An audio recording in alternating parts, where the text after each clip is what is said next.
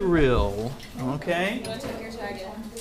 So, when we start talking about our voice then, so we just looked, violin, the actuator, the primary vibrator, the string, the resonators, the body. We change pitch by putting our finger somewhere else, or we switch to a different string, which has got different tension on it and is thicker or thinner. Bear down with the bow, we put the mute on, okay, we can change intensity. Piano, we just looked at that. So now then our voice, the airstream is the thing that sets things into motion. And then our vocal folds are there as that primary vibrator. So the airstream sets them into vibration. Okay? And then the air inside our vocal tract gets set into movement. Okay? And it's not so much the whoosh of air out as it is the movement of the air inside. Okay, right? Right? It's that air rattling around inside there of that thing that's shaped a certain way. Okay? How do we change pitch? Well, we've been studying those muscles, right? Your cricothyroid muscle stretches things long ways. TA muscle bulks it up and shortens it. Okay? So it's the interplay between those two are going to change the tension and basically how bulky the fold is, okay? Because when the TA is more engaged, it's like your vocal fold is kind of more bulky, and so it's going to vibrate in a different way than when it's getting stretched long ways and it's going to thin out. If you remember when we were looking at the rubber band, right? And you stretch the rubber band and it kind of thins. So how do we change intensity? Well, we change that resistance, okay? We use our TA more, we adduct more, use more breath pressure. Okay, we can vary those things around. The more we study singing and the more skilled we are, the more variations and options we have we can play with, Little kids haven't learned some of those variabilities, and so, you say, get louder, and they use more effort, and then the pitch goes sharp, right? Okay? Or you tell them, hey, we want to be really quiet here, and you hear the pitch go sag, okay? So they haven't learned that independent control like that. But you guys, being the experts that you are, have a whole much better idea of how to manage those things. No, I did not have a trumpet. Our voice is kind of like a trumpet and kind of like a violin in that the airstream, sets it into motion. And you've got things that are vibrating, the lips, and you've got a long resonator tube like you have on a brass instrument. Although our vocal folds are somewhat string-like in that the length and the tension on them has a big impact on things, both pitch and to some aspects dynamic level, Okay, so we're kind of like a reed brass string instrument all rolled into one. Some qualities of all of those. Okay, so that's just a good one to think about and look at as we're moving on with the acoustic stuff later this week. But now, a little review. Something fun. Vocal anatomy bingo. Yeah. Closed book. Closed book. You guys can play together. No, everybody gets What? their own. She gets a team. You don't know what he knows. He's probably more She harmful knows. than Yes. let's be honest. He's probably more harmful than he was helpful. He's like, that one, that's not Okay, it. I do not have little markers, so you can just X something out, okay? And sadly, I do not have a prize. The only prize is doing better on your test in a couple of weeks. Oh. No. We understand. but thanks for playing. There'll be some nice party gifts backstage. Okay. All right, so ready? Okay. Now, not every card, there are like 9 or 10 versions, so I think 1 or 2 of you have the same card, and that's it. Okay, and so things are in different places. You know, it's like bingo. Okay, so you may not have the answer to this question that I'm going to ask. In which case, you just cool your heels for a moment. Okay, so first question: the only muscle that abducts your vocal folds. Well, you're looking at your card, right? So you're looking for the answer to that on your card.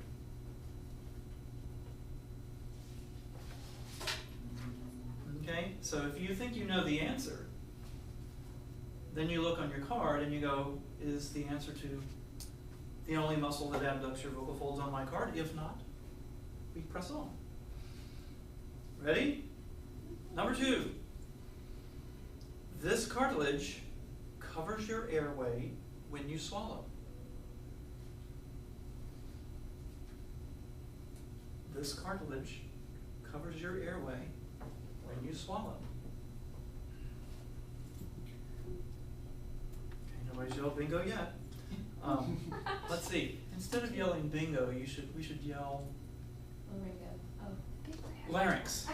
I think you should yell larynx if you get it. Okay. Okay, number 3.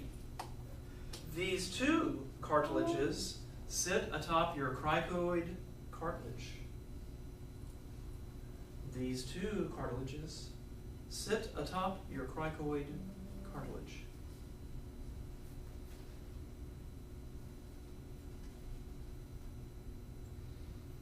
Ready? Okay, number 4. The act of making vocal sound.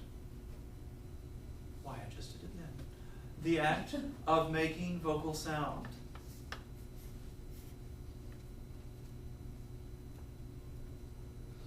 Number 5. Ooh, this is a tricky one. This nerve innervates your cricothyroid muscle.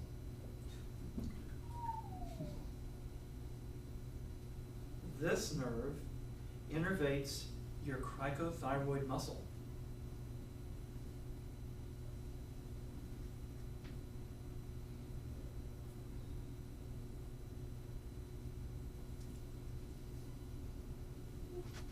Number 6. This muscle runs from your shoulder blade to your hyoid bone and lowers your larynx. This muscle runs from your shoulder blade to your hyoid bone and can lower your larynx.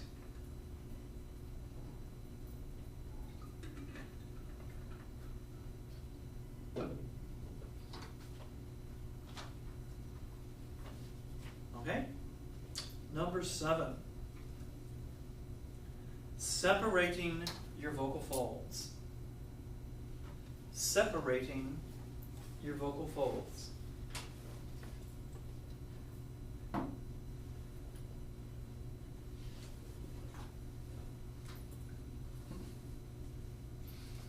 All right, number 8. A hard onset to phonation.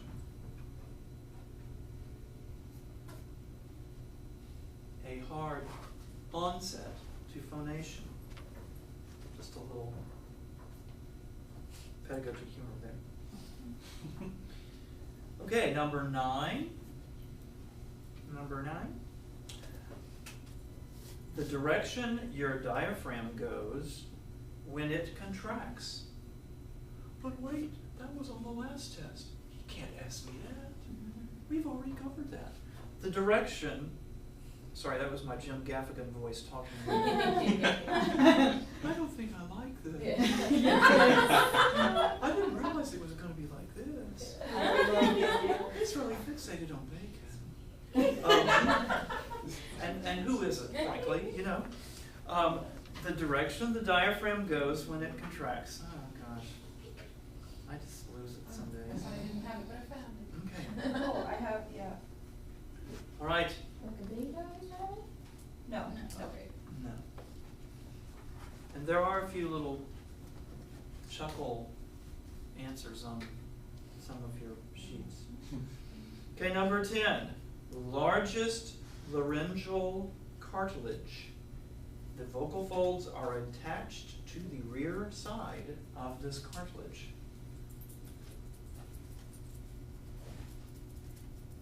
The largest laryngeal cartilage. And the vocal folds are attached to the rear side, the posterior side of this.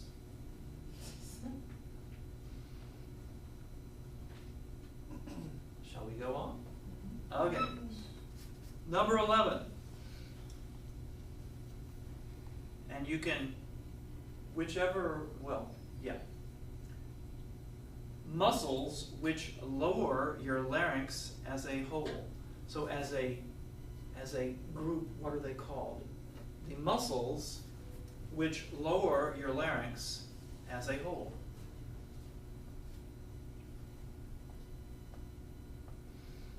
If we have something on our paper twice, can we cross it off twice? Well, why not? Okay. Number 12, bringing your vocal folds together. Bringing your vocal folds together.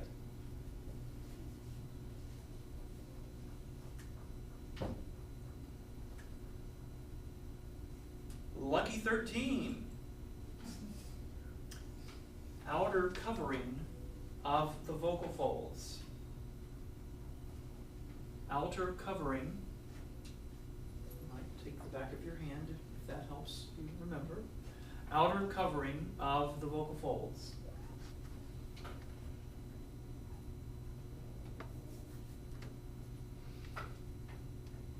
Number 14. The swallowing muscles which need to be released for free singing. The These, larynx? okay, I see.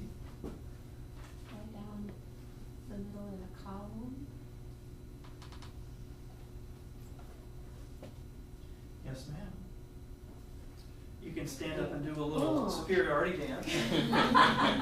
She's very fall colored today, isn't she? Yes. Okay. Keep playing. You can play for like blackout, you know, okay? Okay. And yes, please call out when you get it. Okay, number 15. This muscle is active in lengthening your vocal folds, raising your pitch. This muscle is active in lengthening your vocal folds and raising your pitch.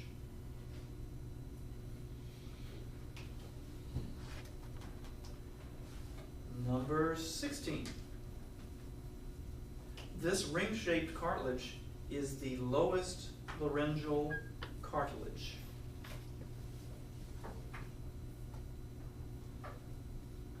This ring-shaped cartilage is the lowest laryngeal cartilage. This is rigged. You're so close and yet so far. Okay, plus they're great review questions. Number 17. This muscle runs from the sternum to the thyroid cartilage, lowering your larynx.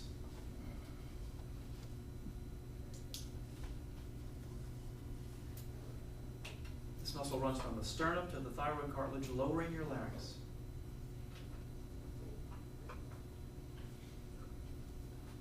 Number 18. Name for the bone which makes up your jaw.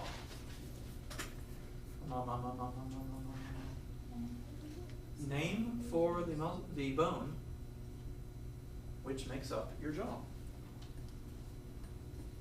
Remember, we have but one jaw. have a skull and a jaw. Okay, number 19. Both of these muscles adduct your vocal folds. Both of these muscles adduct your vocal folds.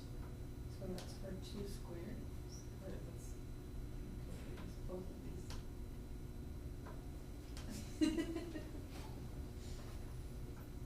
You said add, No, add.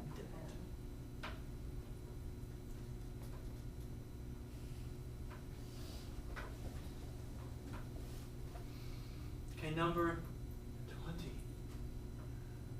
Breathy onset. Breathy onset.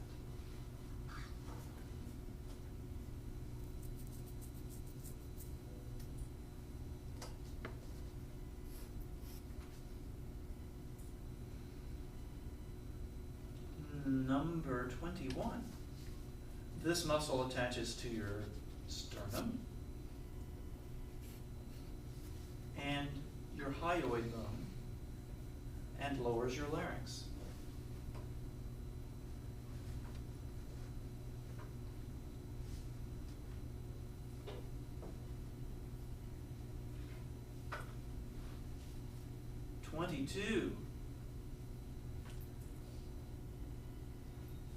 Any laryngeal elevator muscle. You have a variety of them sprinkled amongst your cards. Any laryngeal elevator. Move it on larynx again. Show off. At least I think, on the bottom. Yeah. Ooh. Okay, so curve killer. All right. I don't grade on curve anyway, but anyway. Okay, number 23. Free floating bone that is the attachment point of many muscles.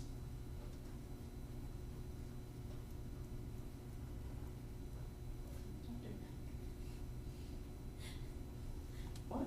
Because everybody thinks it's Dr. Mac, and I'm like, Dr. Mac. Okay. You might assume, just saying, that if you have something silly on there like Dr. Mac or Renee Fleming, that might be free space. You might already have larynx, if that's the case. It's just free. It's just for jokes. Okay, 24. Too high a breath pressure and not enough flow. What kind of phonation is that?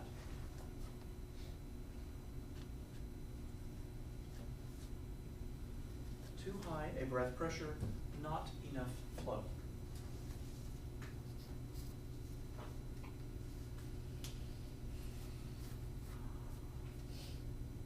Number 25, we're almost there.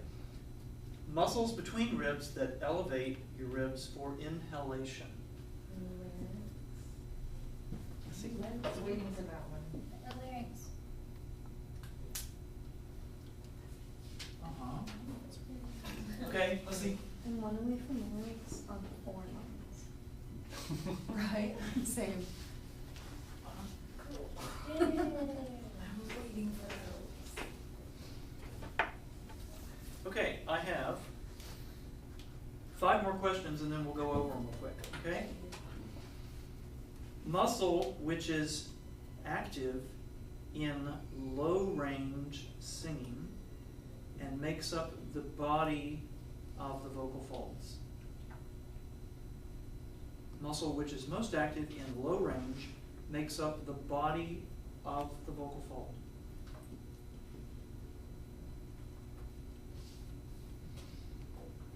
Number 27, the very edge of the vocal fold. The very edge of the vocal fold.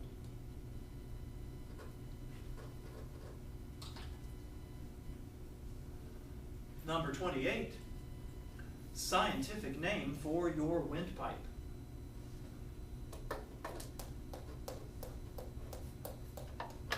Scientific name for your windpipe. Larynx. I think so too, but. Probably a whole bunch of people getting it. Okay, we'll go on. 2 more.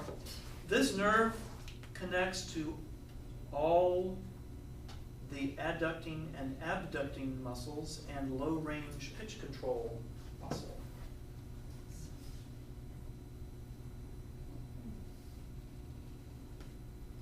And then the last question, the ideal onset of sound. Okay, let's review. Only muscle that abducts your vocal folds. Abducts. Oh. The cricoretinoid muscle. The posterior cricoretinoid muscle. Okay. This cartilage covers your airway when you swallow. Epiglottis. Good. Number 3. These 2 cartilages sit atop your cricoid cartilage. Yes, arytenoid. Yeah.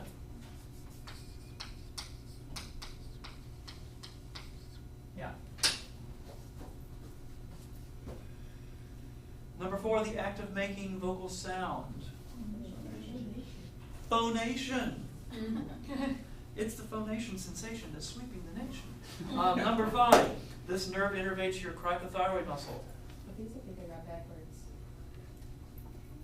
This is the superior laryngeal nerve. The superior laryngeal nerve is the only one that goes to the cricothyroid.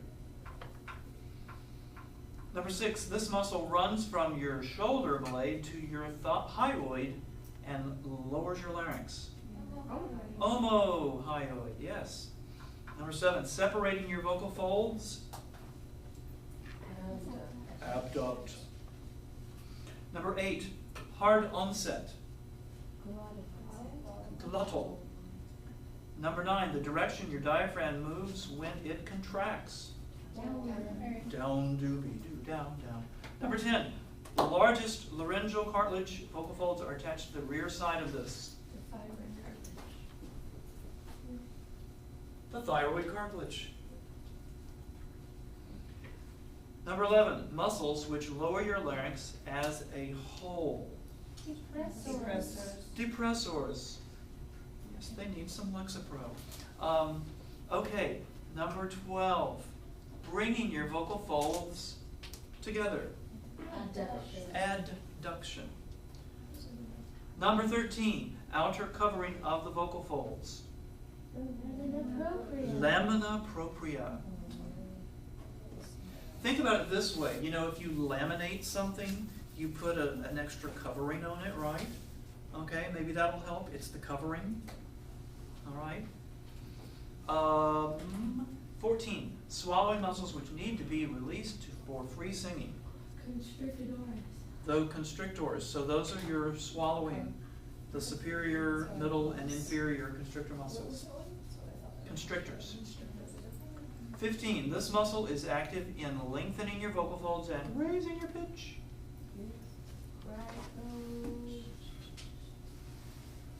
Someone else? Lengthens your vocal folds. Catherine played the part of this muscle when she yanked on my arm. Cricothyroid. Okay, number 16, this ring-shaped cartilage is the lowest laryngeal cartilage. Cricoid. This muscle runs from the sternum to the thyroid cartilage, lowers your larynx. Sternothyroid, that's right. Name for the bone which makes up your jaw. The mandible. Both of these muscles adduct your vocal folds.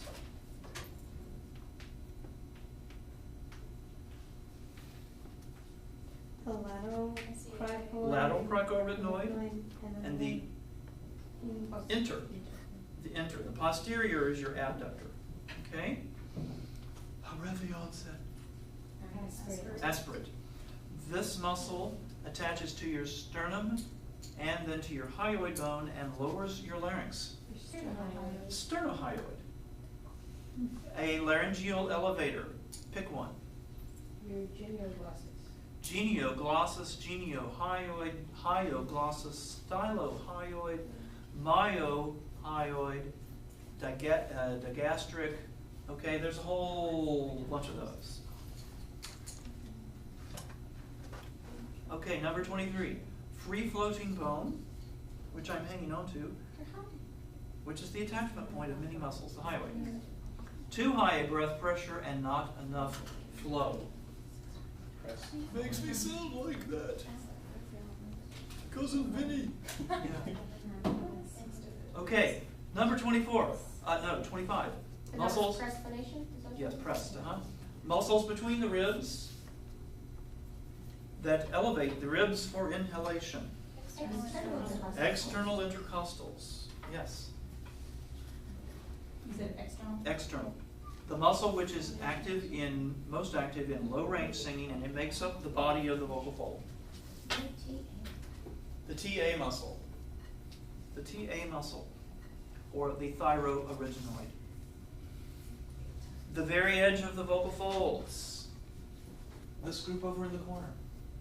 The very edge of the vocal folds.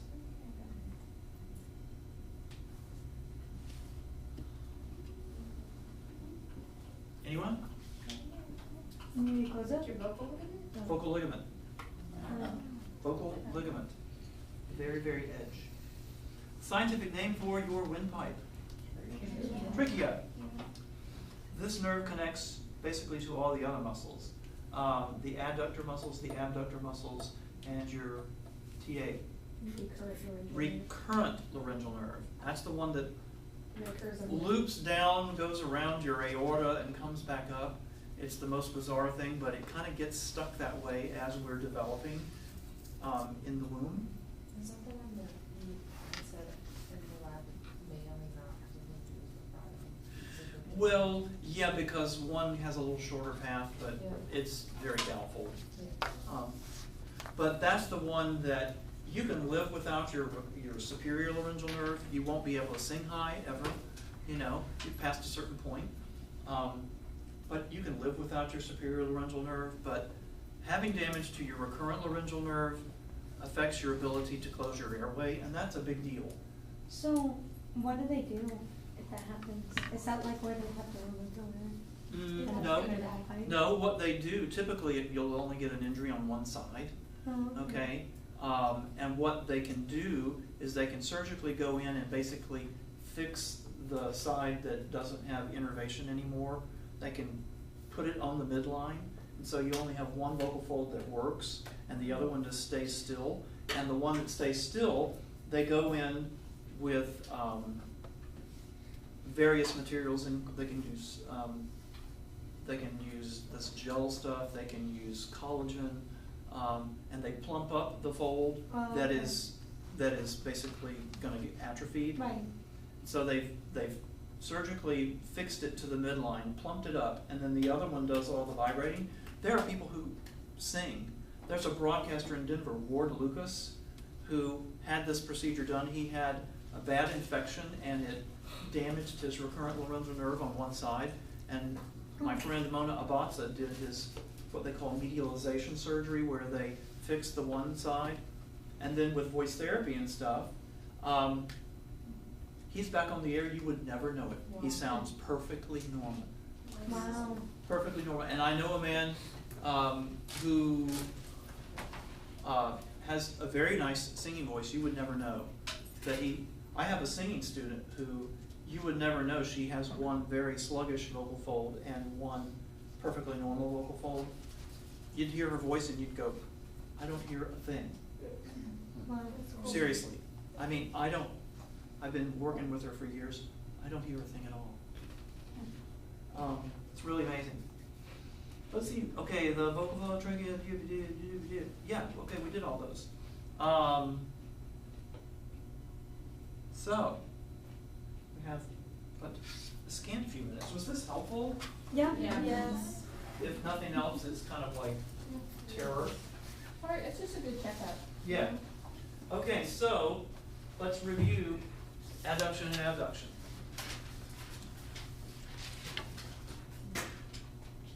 Right, so here's my arytenoid cartilages, right? Okay, so the lateral cricoarytenoid muscles, because remember they're over here from my cricoid cartilage to my arytenoid, and when they contract, they're going to rotate those arytenoids this way.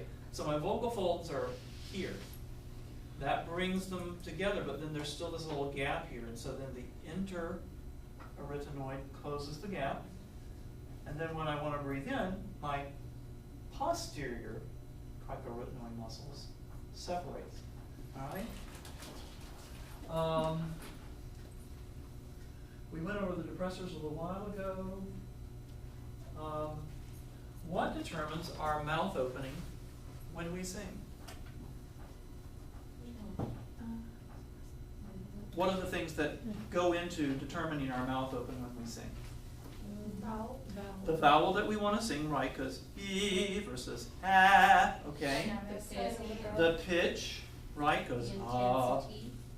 How loud? The intensity.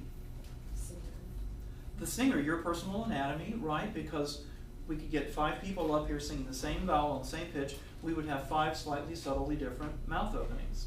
Like Melissa's right there when she was yawning. She was open enough to sing high C. Okay, what else? You can have like a long high The duration, right? So the duration of the note, because that's going to determine really how loud you're going to sing. Because if it's a note in passing, you can't sing it nearly as loud as that you planned on for a while, right? Right. Okay. So, all right. So you also talked about the approach, basically, because it's context in a song. Because if you're approaching it from below and you're leaping up, you'd probably be singing fuller, given that kind of an approach. So you'd probably need a little more mouth opening than if you were leaping downward to a particular thing. Okay? So the vowel, the pitch, the dynamic level, the duration, your particular anatomy, and the approach and so on. Okay? Good stuff to know. Anything else? No. You guys need to go. Okay, so Wednesday, be sure you've read ahead into the stuff about vowel formants and stuff. I'm going to bring a lot of things to hopefully make it tangible. I'll bring my computer. We can see some analysis of things as well. Okay?